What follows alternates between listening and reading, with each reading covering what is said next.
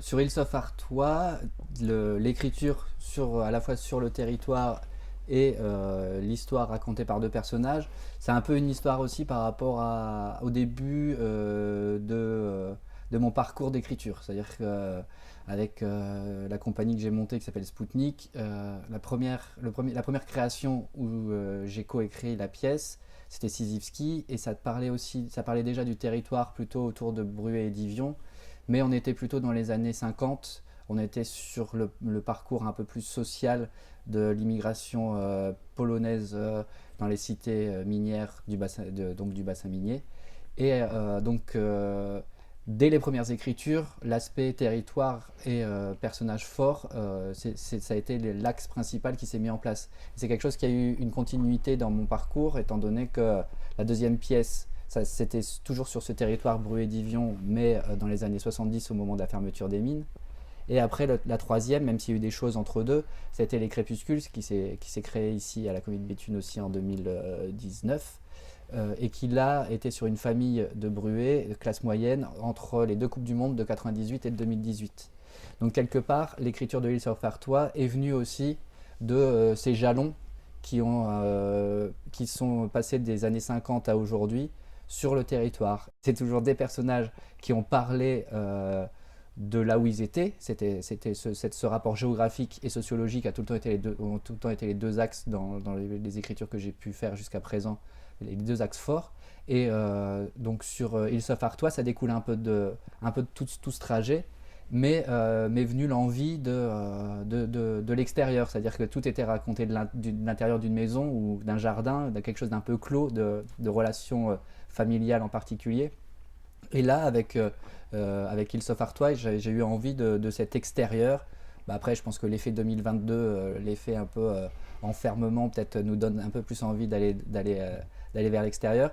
Mais ouais, il y a eu comme une fin de tout ce processus autour du coin, on va dire, autour de là où j'ai grandi et autour de quelque part, autour aussi de Béthune et donc de la commune de Béthune, d'avoir envie de partir dans ces coins qui sont tout près de nous et que moi, qui ont fait partie un peu des paysages de mon enfance à vélo ou même en voiture pour aller de chez moi à ailleurs. Mais voilà, tous ces chemins parcourus et reparcourus, mais oubliés depuis une vingtaine d'années. Mm.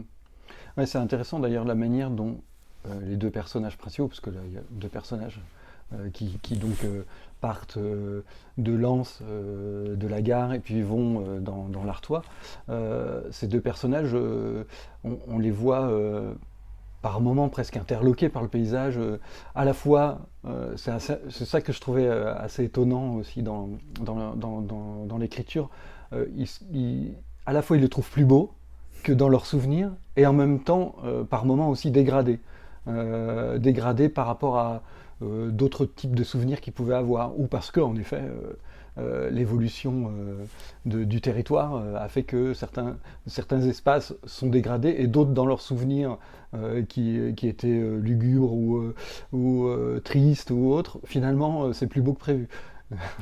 Oui, ils ont une double évolution, c'est-à-dire que eux ont vieilli et le territoire s'est transformé pendant leur vieillissement. C'est-à-dire que ces deux copains qui ont été très proches pendant l'enfance et l'adolescence, un des deux s'est barré très vite, revenait un peu étudiant le week-end et tout ça, mais après a été amené à ne plus revenir et du coup ils se sont un peu perdus de vue.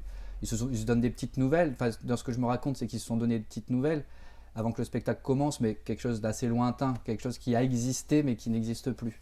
Sauf que ils vont se retrouver le temps d'un week-end pour se revoir et la manière dont l'un des deux choisit ses retrouvailles, c'est de le faire en mouvement. C'est pas de le faire en se donnant rendez-vous chez l'un ou chez l'autre, c'est de le faire en mouvement et en surprenant l'autre. L'autre n'est pas au courant qu'il va y avoir tout ce parcours.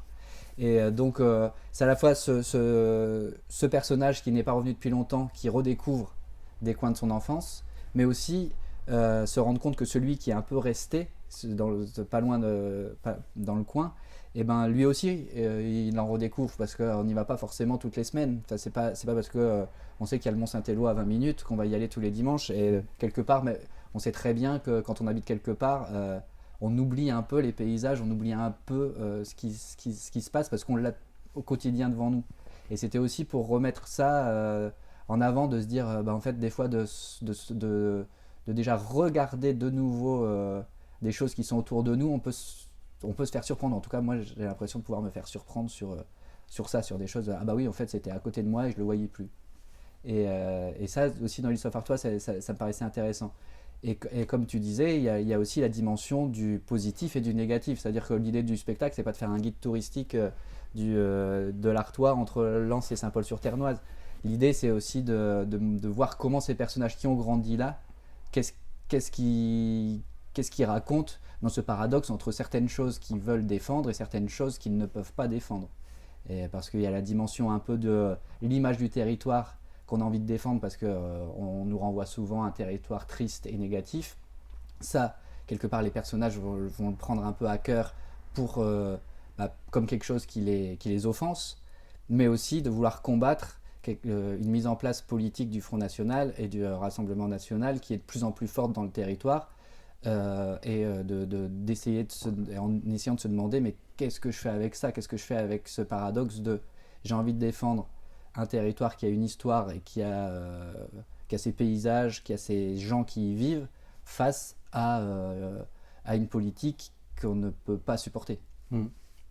D'ailleurs, tout ce passage, enfin, les quelques passages un peu politiques qu'il y a à différents moments d'ailleurs de la pièce, parce qu'ils y reviennent souvent comme quelque chose qui est, on sent les travaille énormément, voire même les déchire.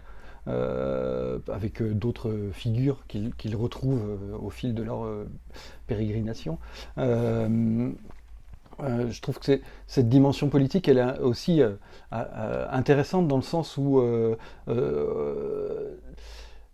elle n'est pas que frontale, quoi. Je veux dire, il y a des moments où c'est plus complexe. Et je trouve ça assez fort de ramener aussi sur cette complexité ces glissements de gens qui sont ici et d'autres qui ne sont plus là et qui ne peuvent pas avoir la même interprétation de l'événement. Et donc, du coup, petit à petit, cette mise à distance, on s'éloigne un petit peu pour reprendre en contexte tout ce qui se passe.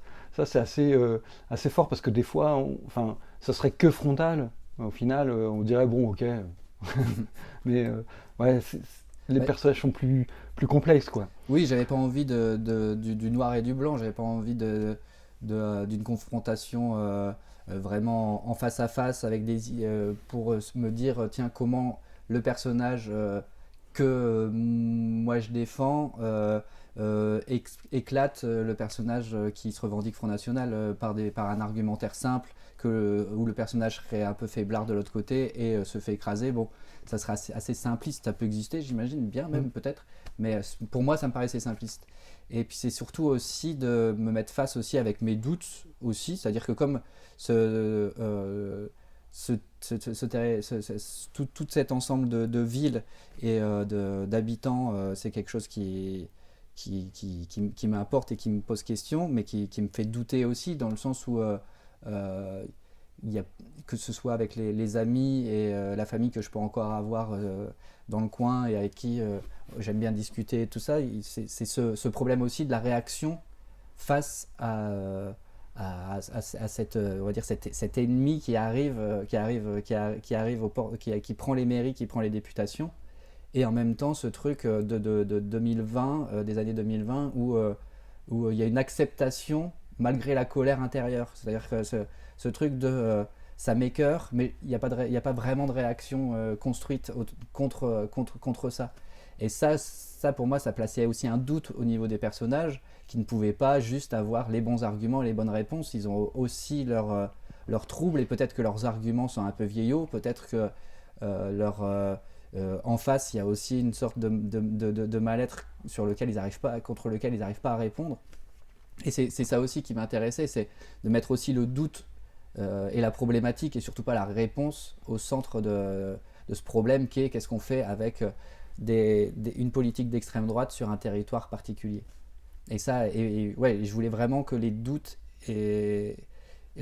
restent au cœur de ça, parce que ça m'aurait paru vraiment trop facile de dire c'est bon, ils arrivent, Mm. ils font une réunion, il y a 10 000 personnes et on écrase la mairie. Non, c'est pas vrai, sinon ça aurait déjà eu lieu. Et cette chose-là n'a pas encore eu lieu et ça met un trouble aussi de ce rapport qu'on peut avoir d'opposition à l'extrême droite.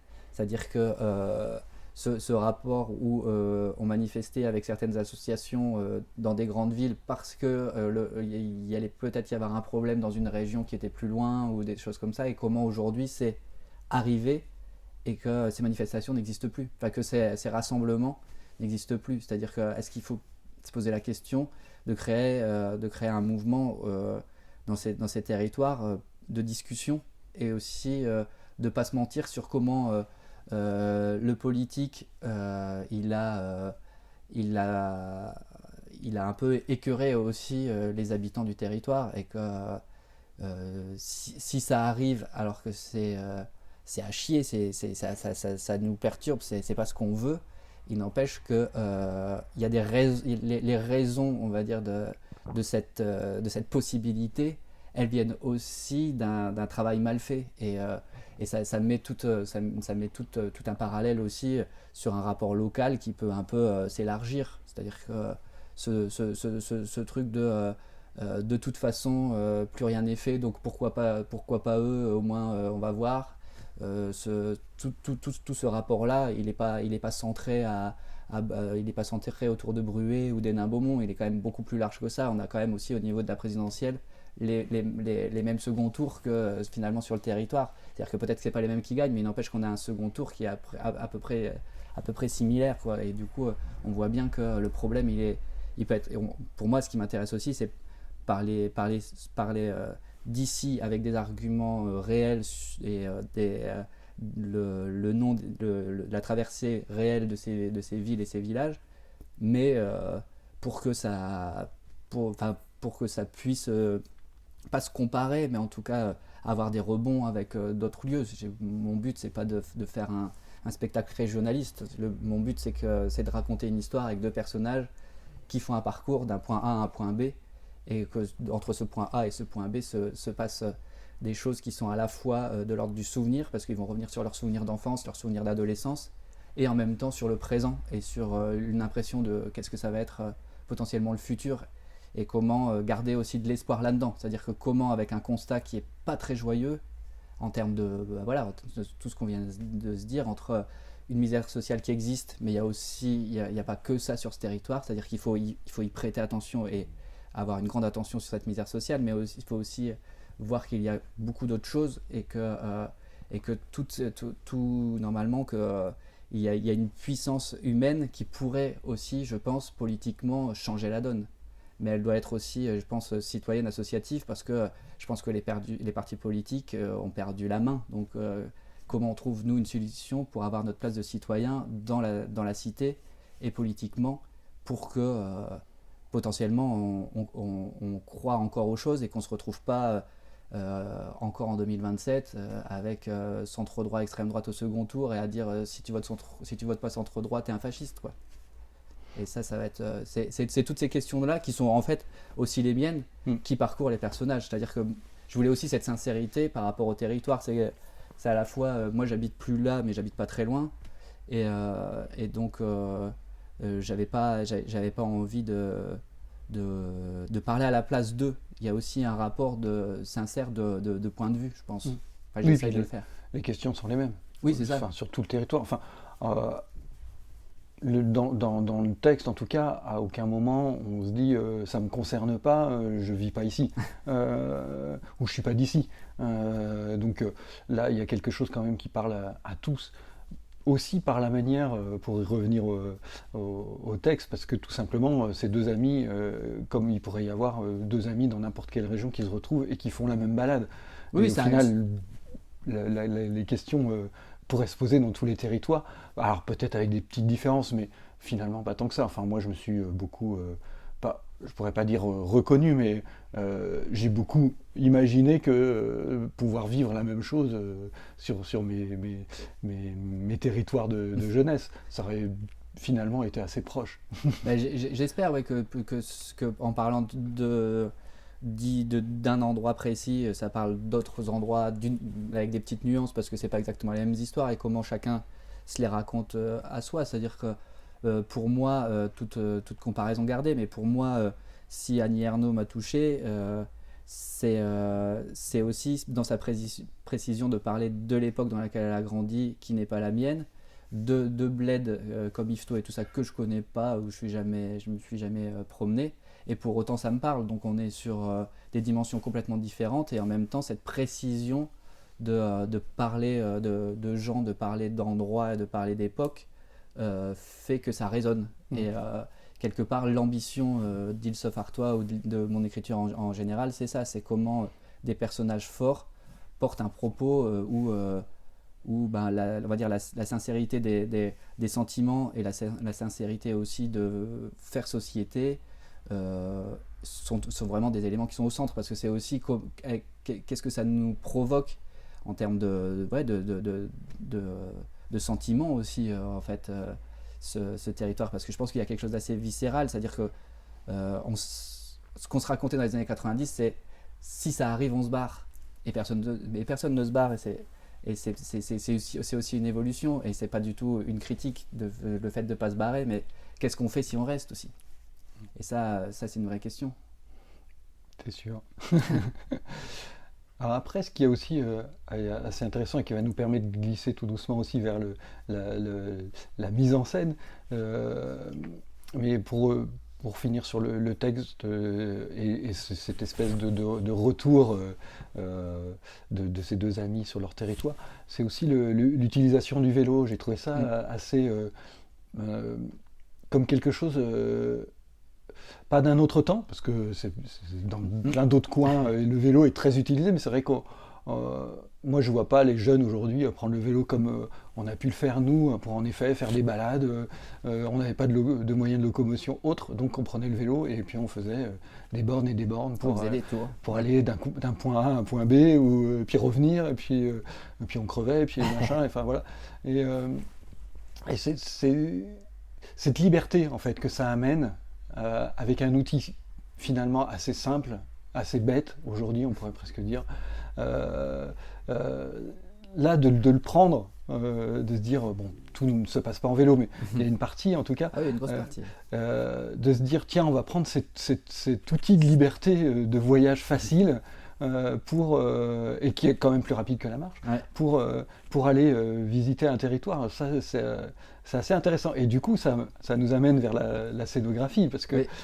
Elle est complètement inhérente à ça. Ouais, comment on fait du vélo sur un plateau? Forcément, dès le moment où... en fait, l'idée du road trip est arrivée très simplement, c'est que comme il y a eu l'arrivée de Cédric Gourmelon et un travail... un travail d'artiste associé qui s'est mis en place avec moi à la Comédie de Béthune. Quand ils m'ont proposé cette commande autour des 10 ans du Louvre-Lens, tout ça, du niveau du territoire, du bassin minier, et qu'eux venaient d'arriver, il y a vraiment eu cette envie aussi de dire, bah, en fait, peut-être que ces bleds-là vous disent rien pour rien à l'instant, mais ça me donnait envie de montrer, en fait, comme si il y avait le côté, bah, vous voyez Béthune, mais il y a d'autres choses en discussion, de dire, ah bah tiens, si vous avez l'occasion d'aller un peu voir dans ce coin-là, c'est plutôt joli, même si c'est à 20 minutes de route ou des trucs comme ça. Et en fait, c'est vrai que c'est venu un peu de là, de parler aussi avec des gens qui connaissaient pas tellement le territoire, de se rendre compte que ça pouvait créer un petit voyage, facilement, et donc est venu ce rapport de road trip un peu par aussi la commande. Cette idée de montrer un peu de l'extérieur ces personnages dont j'avais parlé, qui parlaient d'endroits, qui parlaient de là où ils vivaient, de montrer aussi où ils étaient. Donc est venue un peu la machine de réflexion sur comment on va le montrer. Et est arrivé un peu par plusieurs réflexions une première solution qui a été, on part de Lens, on va jusque Saint-Paul-sur-Ternoise. Donc ça crée une distance qui est à la fois longue et pas longue, hein. On est sur 50 bornes à peu près, donc c'est quelque chose de faisable rapidement, et en même temps à pied c'est pas non plus faisable en 2 heures. Donc je me suis dit, qu'est-ce que j'ai comme moyen de locomotion avec moi? Donc il y avait la voiture, il y avait le vélo, il y avait la marche à pied. Donc je me suis dit, tiens, ils arrivent à Lens, un endroit un peu voilà, assez urbain, un peu en ville, pas forcément, on va dire, au niveau des paysages, c'est pas là où c'est le plus intéressant. Donc ils vont traverser ça en voiture. On va dire le coin pas intéressant, ils vont le traverser en voiture. Et dès le moment où ils arrivent dans un rapport d'extérieur et de campagne, bah moi, l'idée un peu de cette sensation de liberté et de vent dans les cheveux qu'on a avec le vélo, elle m'a paru évidente parce que c'était aussi les parcours en vélo que je faisais quand j'étais enfant, parce que c'était et adolescent, et parce que ouais, cette sensation-là, on l'a pas en voiture et on l'a pas à pied. Euh, ces paysages aussi de champs et de bois et de forêt et tout ça, quelque part la vitesse du vélo l'accompagne très bien. Et c'est vrai que ça donne aussi cette impression de liberté tout en avançant à un rythme un peu plus rapide que la marche. Mais en même temps, on utilise les trois, c'est-à-dire que dans le spectacle, il y a la voiture très rapidement, il y a le vélo très longuement, et après, il y a aussi un peu, on utilise aussi la marche pour redécouvrir justement le territoire qui les préoccupe, on va dire, qui les préoccupe politiquement, qui est Bruay. Et du coup, là, quand ils arrivent à Bruay, finalement, ils vont se retrouver à aller à pied parce qu'il y a beaucoup d'endroits précis qu'ils ont envie de revoir. Et puis quelque part, leur réflexion et tout ça les amène à poser le vélo. Mm. Et oui, ce serait trop rapide d'aller d'un point sinon, A. ça serait de traverser. Oui. Alors qu'ils ont besoin de discuter Voilà. d'un point A à point B, encore une fois, pour. Ouais. Avant, ça marchait le vélo parce que les distances étaient longues.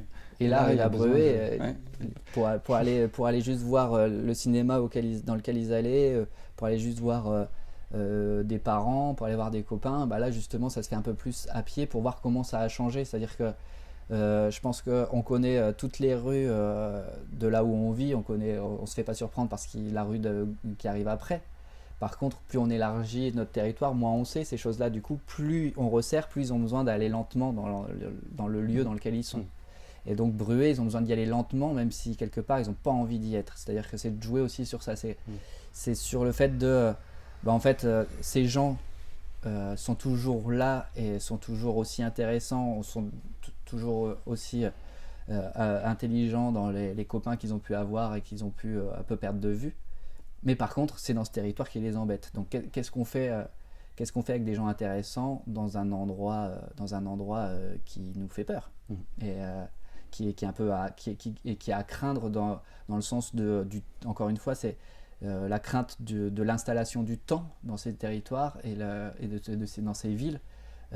Quelque part, moi, ma vraie problématique politique dans le spectacle, c'est comment on fait pour que ce ne soit pas une installation de 30 ans dans ces mairies-là. Et forcément, il n'y a pas de réponse, mais moi, ce qui me préoccupe beaucoup, c'est ça, c'est quel acte en tant que citoyen et donc les personnages vont avoir pour que ça ne s'encroute pas et que ça ne devienne pas aussi la nouvelle image de cet ancien bassin minier ne soit pas juste le territoire du Front National. C'est pour ça qu'ils ont besoin de ce temps pour que toute leur réflexion puisse se déposer. On sent bien qu'avant c'était pas le cas, il y avait besoin d'un peu de vitesse, pas trop, mais un peu de vitesse pour sentir, tu dis, le vent et puis les paysages qui reviennent, mais il n'y a pas besoin d'y rester longtemps. Enfin, on les voit, paf, ça y est, j'ai reconnu, j'étais passé par là quand j'étais venu. Là, c'est plus une question de paysage. Non. Là, c'est une question de rapport, et donc pour trouver, et donc pour que tout ça pour qu'on puisse trouver les bons mots, presque, je dirais, il faut que la réflexion, elle se pose, qu'elle se recontextualise, que on entende bien l'argument de l'autre ou les arguments des autres pour ne pas se braquer. Enfin, puis d'essayer de voir aussi. C'est pas de montrer du doigt qui a voté Front National, mais c'est aussi de se rendre compte à quel point il y a un grand nombre de gens qui n'ont pas voté Front National en fait, qui n'ont pas voté pour l'extrême droite, mais qu'ils ont bien compris qu'ils étaient dans un paysage où il pouvait y avoir une abstention de 60% et que ça là-dessus c'est ce qu'ils préfèrent aussi, c'est que c'était un territoire rêvé par, on va dire, la déchéance précédente, en fait, par une sorte de chute politique avant. Et en fait, c'est ce qu'on appelle des charognards, quoi. C'est comment on s'inscrit dans un territoire où il y a quelque chose qui ne va pas pour faire semblant de dire qu'on va trouver, on a tout ce qu'il faut pour trouver les solutions. Et là, ils arrivent à s'installer et tout ça, et c'est ça qui est vraiment à craindre. C'est-à-dire que tout ce qui est vicieux et qui ne se voit pas se supprime de plus en plus dans le circuit associatif, dans le circuit culturel, dans le circuit citoyen, parce qu'on sait très bien que se parler, voir des choses culturellement intéressantes et tout ça, c'est leur poison, on le sait. Oui, c'est sûr. Mais après, faudrait pas faire croire que c'est qu'une pièce politique. Non. Oui, non, c'est sûr. C'est que vraiment, oui, non. On sent que cette empreinte-là, elle est importante, mais c'est sûr. Elle traverse en plus les deux personnages avec leur vécu différent. C'est ça, mais ils sont même s'ils n'ont pas exactement la même argumentation, ils ont le même point de vue. Et parce qu'ils peuvent pas le prendre. Et puis il y a aussi, dans les personnages, il y a aussi le retrait qu'a le personnage qui est parti, dans le sens où il se sent moins légitime de parler de l'endroit d'où il vient que celui qui est resté. Et ça crée aussi quelque part entre eux, pas des tensions, mais en tout cas des petites frictions quand même, parce que il y a toujours quelque chose d'assez encore une fois viscéral, de dire quand j'attaque le territoire dans lequel je vis, mais par contre si quelqu'un d'autre l'attaque, moi je le défends. Enfin, ce truc un peu bizarre d'attaque-défense, alors qu'on parle de la même chose, et que si c'est l'autre qui le fait, on défend, alors que nous on n'a aucun problème à attaquer sur ce truc. Et ça, c'est vrai qu'entre les deux personnages, ça a à voir. Donc sur Hills of Artois, les thématiques principales viennent des endroits dans lesquels vont se retrouver les personnages. Donc c'est-à-dire que partir de Lens pour aller par exemple sur leur premier rendez-vous prévu sur le site de Notre-Dame de Lorette, c'est se souvenir d'un souvenir d'école autour d'apprendre par cœur la Marseillaise et tout ça qui leur est arrivé au CM1. C'est comment un endroit, c'est pas l'histoire de cet endroit qui va être décrit, mais plutôt le souvenir qui va avec cet endroit. Et donc ces souvenirs, ils sont à la fois ils sont dans l'enfance et dans l'adolescence de ces deux personnages, sauf que ils ont grandi à Bruay-la-Bussière, et donc arrivé à Bruay-la-Bussière, il y a à la fois les réminiscences de ce que eux voyaient, c'est-à-dire qu'est-ce qui a changé, mais qu'est-ce que c'est devenu, et qu'est-ce que c'est devenu ne peut pas être pris de manière anodine. C'est-à-dire qu'un territoire d'extrême droite doit être pris comme un territoire à combattre. Et donc ces personnages-là, quand ils sont à cet endroit-là, à ce moment-là du spectacle, forcément, ils vont pas faire semblant, ils vont pas se mettre les œillères de on passe et on va dans la ville à côté, elle paraît plus tranquille. C'est comment on fuit pas non plus avec une problématique forte qui nous embête, qu'on peut complètement fuir et qu'on peut complètement mettre de côté, mais eux décident quand même de prendre le sujet à bras le corps et de se dire qu'est-ce qu'on fait avec ça.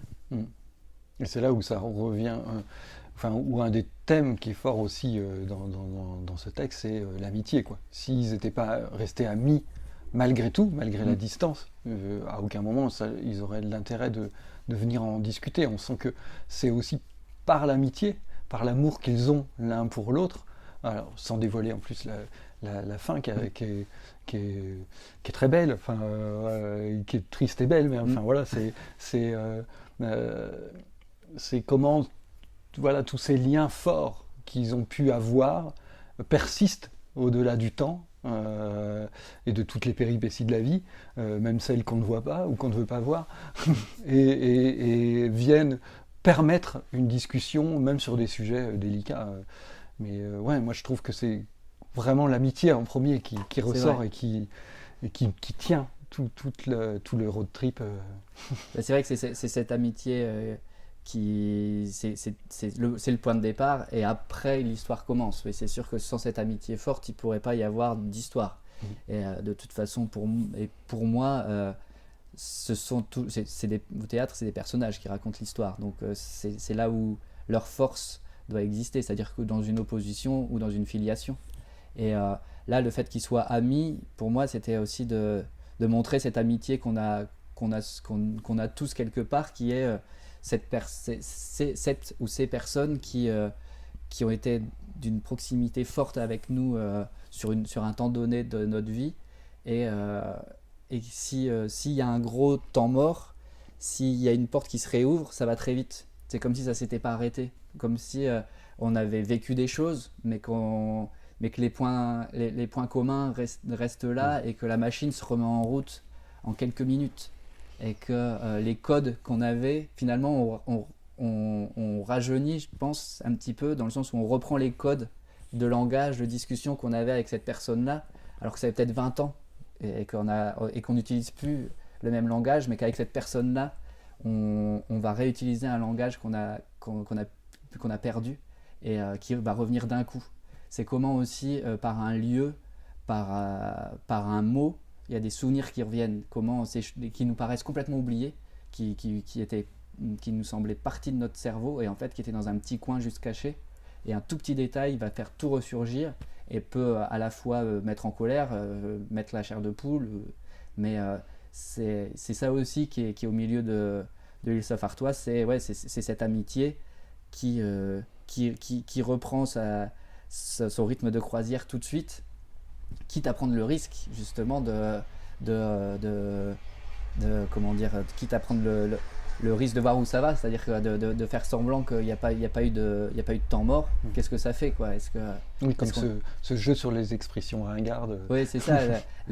C'est d'être vraiment sur des codes de blague qu'ils avaient à 15 ans, qu'ils avaient à 18 ans, mais quelle limite ça peut avoir à 45. Mais en même temps, quel plaisir on a de y retourner.